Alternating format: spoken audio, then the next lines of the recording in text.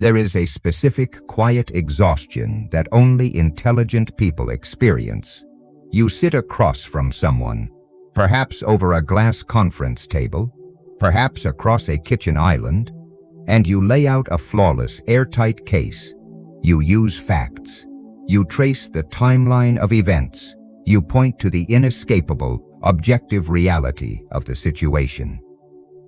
The person across from you stares back, completely unaffected, doubles down on their own absolute irrationality. And somehow, by the time the conversation is over, you are the one whose hands are shaking. You leave the room feeling entirely out of control, questioning your own sanity.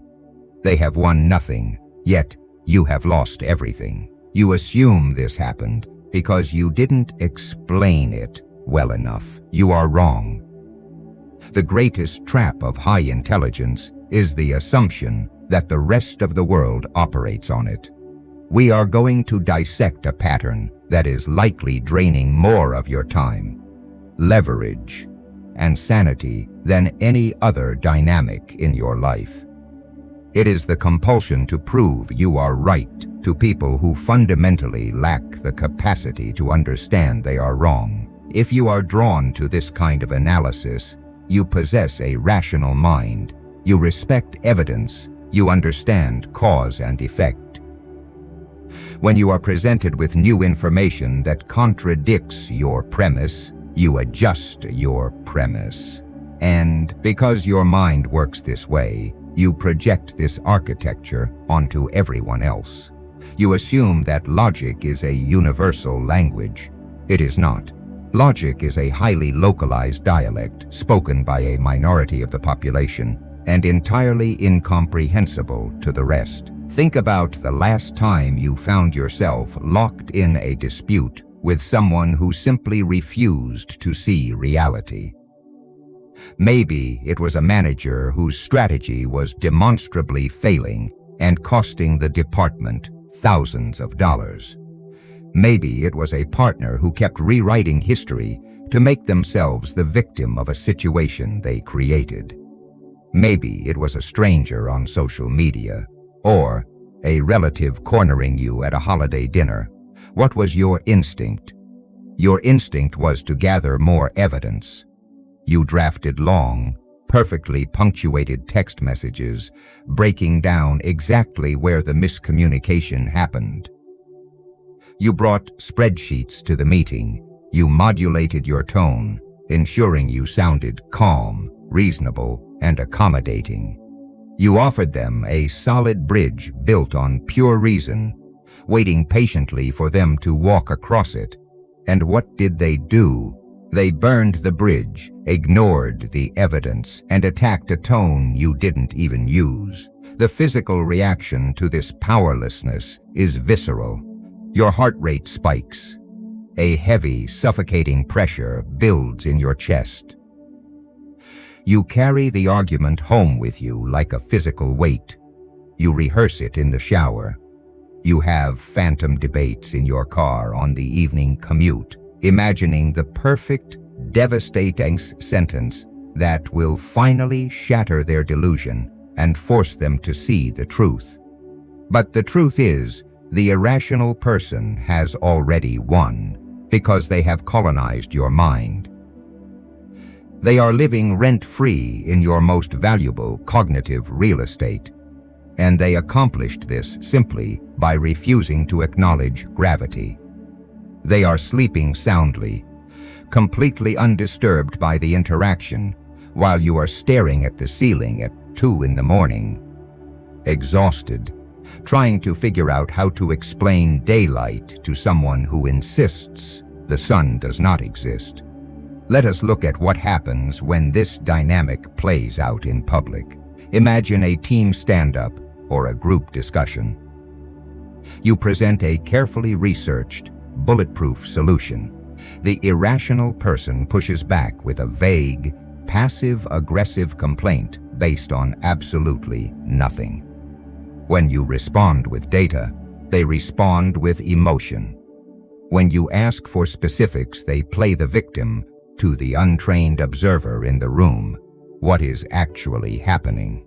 The observer does not see one brilliant strategist and one fool. The observer sees two people bickering. The irrational person has successfully neutralized your intelligence by dragging you down into a muddy, chaotic wrestling match. Your desperate need to be factually correct has just cost you your social capital, your professional dignity, and your aura of control. You have become a participant in a game you despise, playing by rules that guarantee your humiliation. This is where your intelligence becomes your greatest liability. The intelligent mind demands closure. It craves that movie script moment of mutual understanding where the other person pauses and says, "Ah, I see your point. I stand corrected." You are fighting for that moment, but you are fighting a ghost. You feel a moral obligation to correct the error, to align the room with reality. But in doing so, you are bleeding leverage. You are surrendering your emotional baseline to someone who does not even possess an emotional baseline. You are begging for their comprehension, and begging is the absolute lowest form of power. You must accept a cold, unforgiving reality about human nature. You do not defeat ignorance. You quarantine it. When you argue with a foolish person, you are implicitly validating them. By engaging in the debate, you are sending a subconscious signal that their irrational stance is worthy of your rational effort. You elevate their nonsense to the level of a competing philosophy.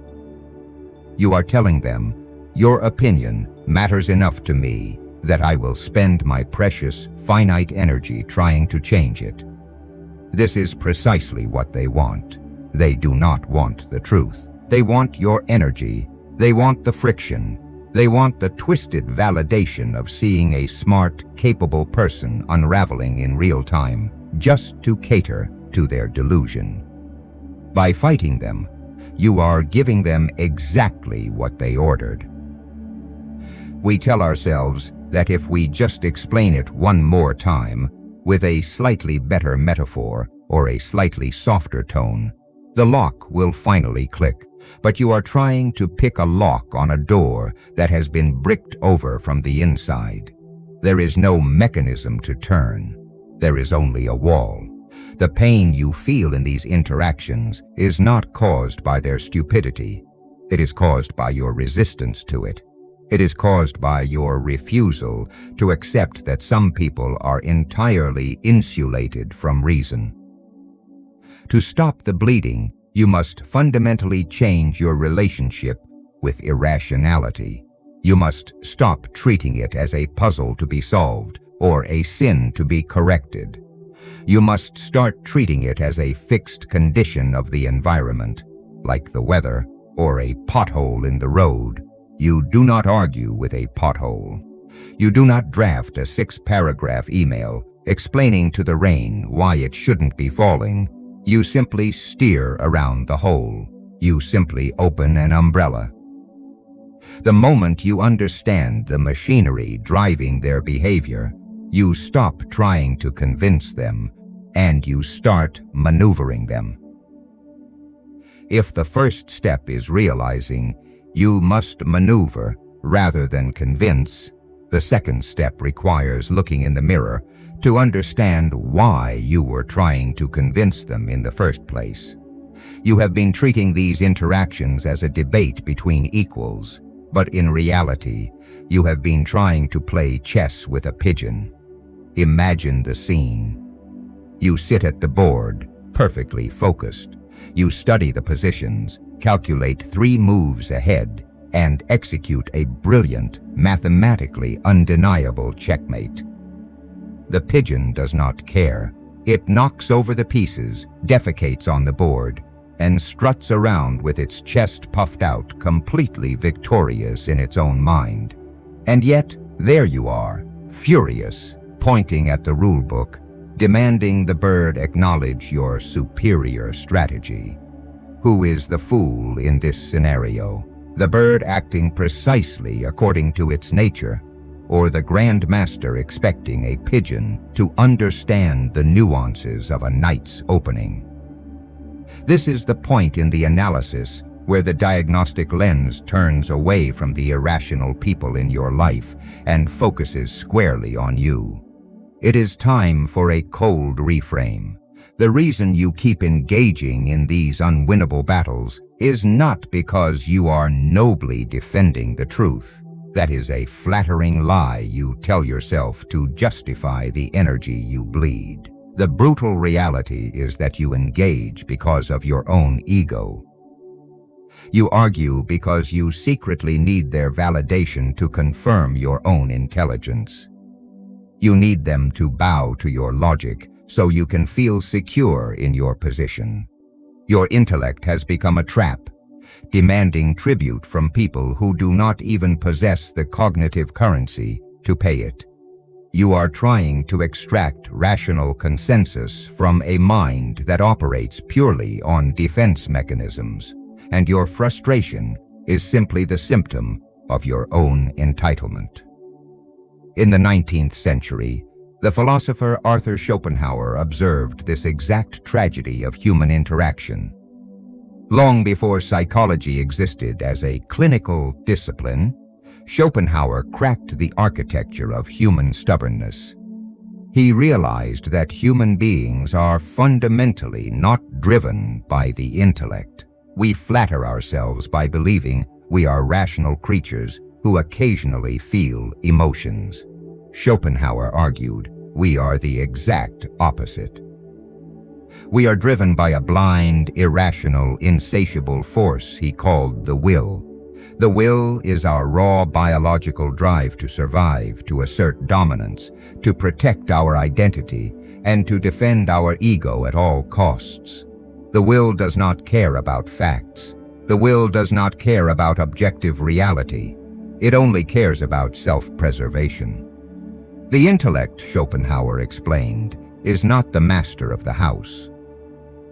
The intellect is merely a servant, hired by the will to justify whatever the will has already blindly decided it wants. Schopenhauer compared the dynamic to a strong, blind man carrying a sighted, crippled man on his shoulders. The will provides all the movement, all the force, and all the direction, while the intellect merely points out the obstacles along the path.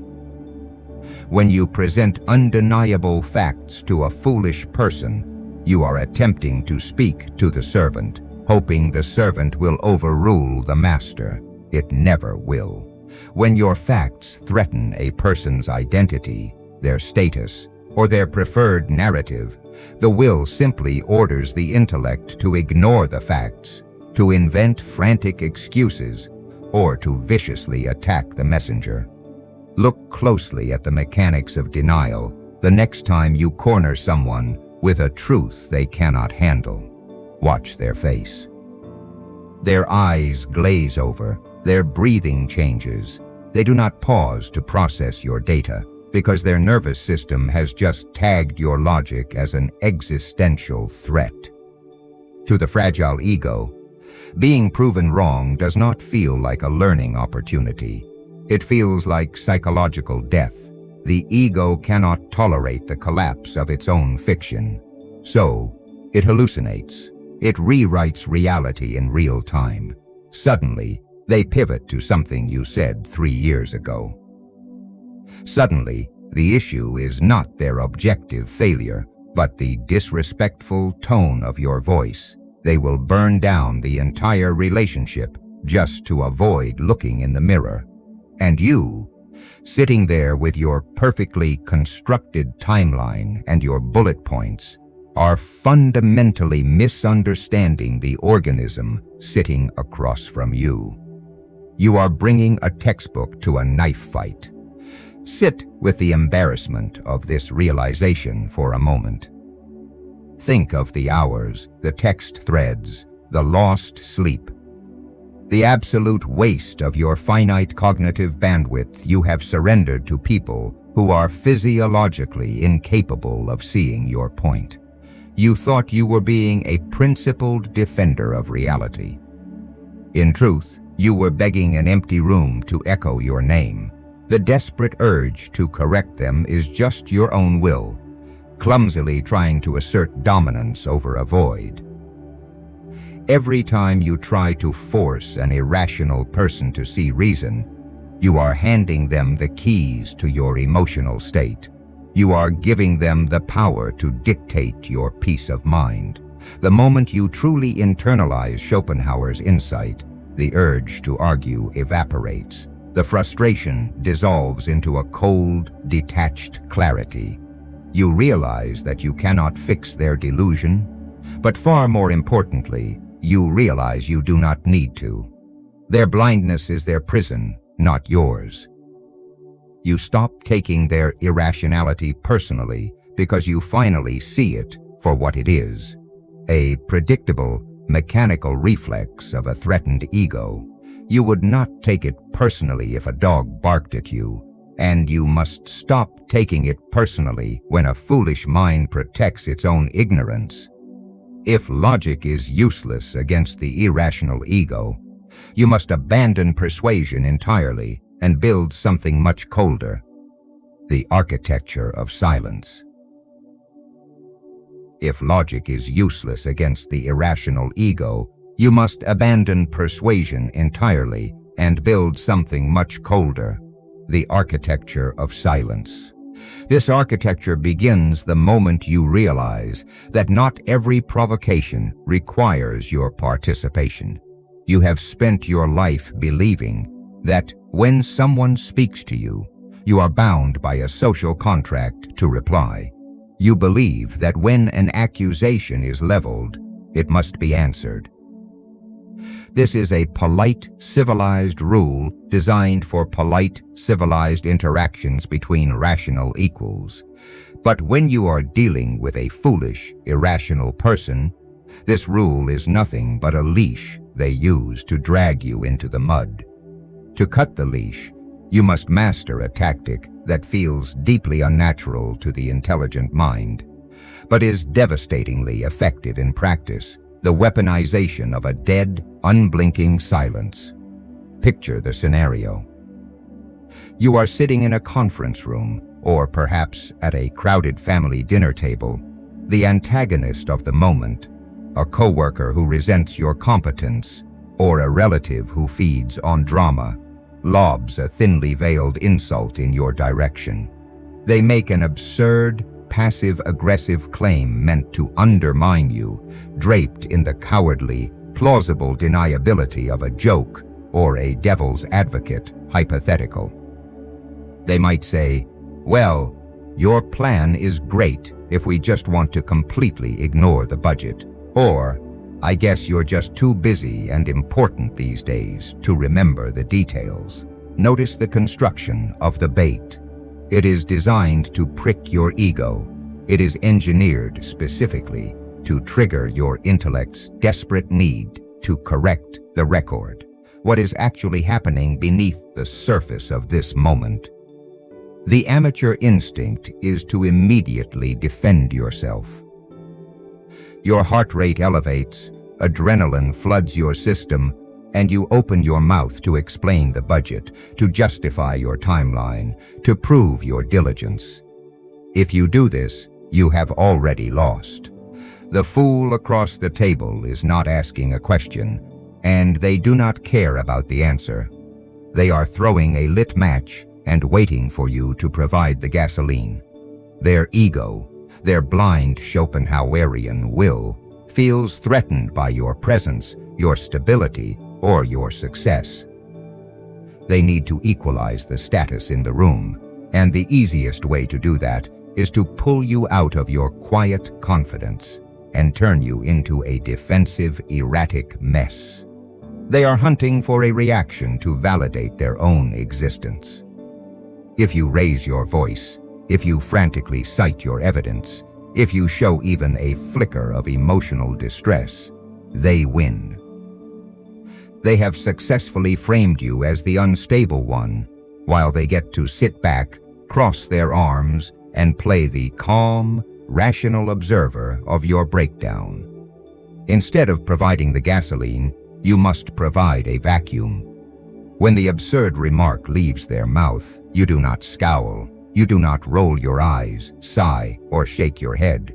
You maintain a perfectly relaxed, utterly neutral physical posture. You lock eyes with them, and you say absolutely nothing. You deploy a dead, heavy stare. You let the silence stretch. 1 second, 2 seconds, 3 seconds, 4 seconds. You do not break eye contact, and you do not rescue them from the quiet. You look at them not with anger, but with the mild, clinical curiosity of a scientist observing a highly peculiar insect that has just crawled onto the table. The psychological weight of conversational silence is crushing. The human brain is neurologically wired to panic in the absence of a reciprocal social cue. We are social animals. When we speak, we expect a volley back. When you refuse to return the volley, you break the social contract and you trigger an immediate threat response in their nervous system. By not responding, their words do not land on you. Instead, their words drop heavily onto the center of the table and just sit there, rotting under the lights. The silence acts as a magnifying mirror.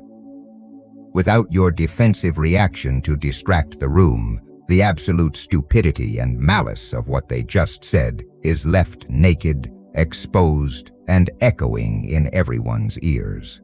Because foolish people possess fragile egos, they cannot tolerate this kind of exposure. The pressure of your silence will burn them like acid. Watch what happens around the 5-second mark. They will almost always break. They will nervously clear their throat, laugh awkwardly, and scramble to fill the void themselves. They will start backpedaling, rambling, and explaining away their own insult. I was just saying, obviously we have to consider all angles. It wasn't a criticism. You have forced them to dismantle their own trap simply by refusing to step into it. Or, alternatively, they will flush with embarrassment, look away, and stare at their phone, entirely defeated by the absolute density of your non-reaction. Without uttering a single syllable, you have completely dominated the interaction. This is the moment you must remember. You do not defeat ignorance, you quarantine it. True power is not the ability to outshout your opponent or perfectly articulate a counter-argument. The loudest form of power announces itself and gets resisted. The most lethal form of power is the ability to absorb a strike without flinching, rendering the attacker entirely impotent. By denying them your emotional reaction, you starve their will. You build an invisible, soundproof glass wall between their chaos and your psychological peace. You allow them to exhaust themselves, beating their fists against the glass, making fools of themselves for all to see, while you sit comfortably on the other side, completely and utterly untouched. Feel the cold, thrilling empowerment of this realization. Think about the sheer amount of lethal control it takes to hold your tongue when every biological instinct screams at you to defend your honor. When you master this dead stare, you stop being a puppet dancing on the strings of other people's insecurities. They can pull the string, but your limbs do not move. The sickening anxiety that used to knot your stomach in these toxic interactions is entirely replaced by a dark, detached amusement. You are no longer trapped in the maze with them, frantically running into dead ends. You are standing above the maze, watching them run into the walls of their own making. You have neutralized the immediate threat by stripping them of their ammunition. But silence only protects your energy in the moment. To secure your position long-term, you must master the art of the mask. But silence only protects your energy in the moment. To secure your position long-term, you must master the art of the mask. The dead stare is a tactical weapon deployed when a fool attempts to cross a boundary. But you cannot walk through life staring people into submission. If you meet every foolish interaction with cold silence, you will quickly be labeled as difficult, arrogant, or socially inept. You will create friction where none needed to exist, and friction slows you down. There are times when the irrational person is not attacking you directly, but simply demanding that you validate their skewed version of reality. It might be an incompetent manager who pulls you into their office to enthusiastically pitch a new workflow process that makes absolutely no logical sense. It might be a toxic relative who corners you at a gathering to explain their deeply flawed, delusional theory about why their life is so difficult. In these moments, the stakes for your actual survival are zero, but the trap is still set. Your intellect instantly detects the flaws in their reasoning. The urge to correct them, to save them from their own stupidity, or at least to save the company from a bad policy, rises in your throat. You want to point out the math. You want to show them the obvious blind spots. You must swallow that urge whole. Instead of deploying silence, you must deploy active, strategic agreement. You must put on the velvet mask. This is the tactic of the gifted victory, a maneuver designed to completely disarm the ego by giving it exactly what it wants without sacrificing a single drop of your own actual leverage. When the manager finishes explaining his terrible idea, you do not frown. You do not ask the probing questions that will expose his lack of foresight. You nod slowly, as if you are processing a profound insight. You look them in the eye and you say, "That is a really interesting perspective. I had not looked at the problem from that angle before." You validate their premise. You stroke the fur of their irrationality in the exact direction it is growing. You hand them the trophy for a race you never even entered. To the proud, overly rational mind, this feels like a betrayal of the truth. It feels like you are compromising your integrity by endorsing a lie. But you must drop the illusion that you are the universe's unpaid tutor. Arthur Schopenhauer understood the sheer danger of trying to educate the unwilling. He advised that if you want to move safely through the world, you must keep your true thoughts strictly concealed and let fools peacefully enjoy their delusions. He noted that displaying your intelligence in public is essentially an insult to everyone who lacks it, because it forces them to confront their own inadequacy. The human ego will never forgive you for making it feel small. If you dismantle your manager's terrible idea with flawless logic, he will not thank you for saving the company. He will hate you for humiliating him. He will quietly mark you as an enemy, and he will spend the next year using his institutional authority to sabotage your career. You will have won the logical debate, and you will have lost your job. The gifted victory bypasses this danger entirely. When you strategically agree with an irrational person, their ego, which was bracing for resistance, suddenly finds itself swimming in validation. The tension instantly leaves their shoulders. They feel brilliant. They feel like a leader. They feel like they have successfully convinced a highly capable person to follow their vision. And while they are getting drunk on this manufactured victory, what are you doing? You are quietly securing your lifeboat. You are ensuring that when this terrible idea inevitably fails, your fingerprints are nowhere near the controls. You document your compliance politely. You execute exactly what was asked without volunteering extra effort, and you step back to let them take the wheel of their own sinking ship. You let the natural consequences of reality do the disciplining for you while you remain safely on the shore, watching the vessel go down. When you master this, the emotional transformation is profound. The white-hot frustration that used to ruin your day is replaced by a cold, cunning, detached amusement. You no longer feel like a victim of their incompetence. You feel like a ghost moving through a room full of sleepwalkers. You nod at their empty words. You smile at their frantic posturing, and you glide right past them, utterly untouched by their chaos. They believe they are directing you, but in reality, you are managing them. You are managing their emotional state the way a zookeeper manages a dangerous but intellectually inferior animal, by throwing it a piece of raw meat to keep it occupied while you quietly lock the gate.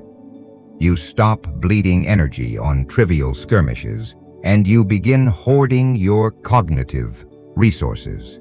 You must remember our central operating principle. You do not defeat ignorance, you quarantine it.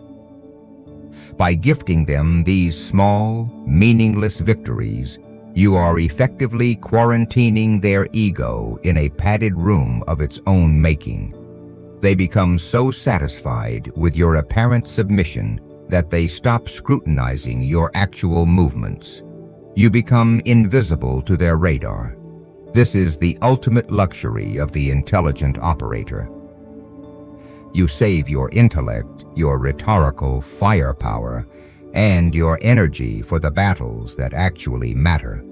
The negotiations that dictate your income, the boundaries that protect your peace, the strategic maneuvers that advance your true position. When the time comes for you to strike in a domain that actually impacts your survival, your movement will be devastating, because they will have never seen it coming. They will still think you are the agreeable, harmless subordinate they conquered months ago. This is how the intelligent survive the foolish, not by fighting them, not by fixing them, and certainly not by trying to elevate them to a higher plane of reason. You survive them by letting them win the illusions, so you can quietly walk away with the reality. You let them have the noise, so you can control the silence. But navigating the world wearing the velvet mask requires a final layer of architectural defense. Letting them win the small battles makes them blind to the larger war you are quietly orchestrating. But you must solidify this dynamic with absolute boundaries. Letting them win the small battles makes them blind to the larger war you are quietly orchestrating. But you must solidify this dynamic with absolute boundaries. This final layer of defense is what we call the law of the quarantine. The reality of modern life is that you cannot simply eradicate every foolish or irrational person from your environment. You are bound to them by organizational charts, by bloodlines, or by the unavoidable architecture of polite society. The amateur strategist, when awakened to the toxic nature of these people, often attempts a dramatic extraction.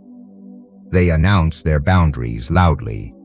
They block numbers in a fit of rage. They deliver sweeping, cinematic monologues about how they will no longer tolerate being disrespected, and then they storm out of the room. This is a catastrophic strategic error. When you stage a dramatic exit, you are still playing their game. You are still feeding their ego by proving that they have the power to disrupt your emotional baseline. You have not escaped them. You have merely given them a new, highly dramatic narrative to spin about how unstable and unreasonable you are. True power does not announce its departure. True power simply distances itself. quietly and structurally. You do not need emotional cutoffs or fiery confrontations to protect yourself. You quarantine the irrational person structurally through the use of extreme, impenetrable politeness coupled with absolute zero depth. You become a perfectly smooth, frictionless surface. Think of the daily corporate stand-up where that one toxic manager always tries to bait you into an argument. Or the inevitable holiday dinner where a relative sits across the table, armed with terrible opinions and hunting for a reaction. In the past, you provided texture. You provided a surface for their claws to catch on. You argued, you explained, you sighed, you showed visible frustration. You gave them a foothold. To quarantine them, you must remove every single inch of texture from your persona when you are in their presence. When the relative launches into their predictable, offensive monologue designed explicitly to get a rise out of you, you do not ignore them entirely, because outright ignoring someone is an aggressive act that creates more friction. Instead, you deploy the quarantine. You look at them, you offer a polite, empty smile, and you give a two-word, dead-end response that offers absolutely no conversational momentum. How interesting, or I hadn't heard that. Then you smoothly and seamlessly turn your body and ask the person next to you to pass the potatoes. When the manager tries to bait you into an emotional defense of your project, you do not take the bait. You say, I understand your concern. I'll make sure we review that data point. And then you stop talking. You offer no counter-argument. You offer no justification. You give them a smooth, cold wall of professional courtesy that is absolutely impossible to climb. Fools and manipulators are emotional parasites. They require a host that provides friction, drama, and emotional resonance. When you offer none of these things, when you become entirely predictable, perfectly polite, and completely uninteresting, the parasitical ego eventually starves. It realizes it cannot extract any sustenance from you, and it detaches to go look for a softer, more reactive target. You do not need to explain your life choices to them. You do not need to defend your boundaries. You simply enforce them silently through your lack of engagement. You become a ghost in their narrative. They cannot complain that you are rude because you are unfailingly polite. They cannot claim you are argumentative because you never disagree with them. They are left alone with their own toxicity, entirely quarantined from your psychological ecosystem. This brings us back to the fundamental reality of human nature that Schopenhauer tried to teach us. The world is heavily populated by people who are driven by blind ego, who are terrified of reality, and who will attack anyone who threatens their illusions. You cannot change this. Foolishness is a fixed condition of the environment. It is the weather. When you step outside and see a thunderstorm, you do not scream at the clouds. You do not draft a 6-page email to the sky explaining why it is logically incorrect for it to be raining. You recognize the reality of the storm, you open an umbrella, and you keep walking toward your destination, completely dry. The irrational people in your life are just weather. They are noise. You do not defeat ignorance. You quarantine it. You let it rage outside the glass while you sit in the quiet, executing your strategy. Tomorrow, the noise will start again. Someone will say something profoundly stupid. Someone will drop a piece of bait right at your feet, hoping you will pick it up and begin the exhausting dance they love so much. You will feel that old, familiar surge of adrenaline. You will feel your intellect screaming at you to correct the record, to prove them wrong, to show the room the truth. But this time, you will not open your mouth. You will look at the bait. You will look at the person who dropped it. You will observe the desperation in their eyes, the fragility of their ego, the sad, mechanical predictability of their behavior. You will smile faintly, and then, without a single word, you will step smoothly out of their path and let them fall forward into the empty space you used to occupy. If this analysis just rewired the way you view the board, understand that we have only scratched the surface of the architecture. YouTube's algorithm suppresses the hardest truths. The advertisers on this platform do not want you thinking this coldly, and they certainly do not want you mastering the specific, tactical applications of these laws. The actual verbal frameworks for the dead stare, the precise conversational scripts for the velvet mask, and the deeper blueprints for structurally dismantling toxic leverage. That work lives on Patreon. It is $5 a month for the unredacted half of this channel, where the operators actually train. The link is in the description. The door is open. Do not go back to sleep.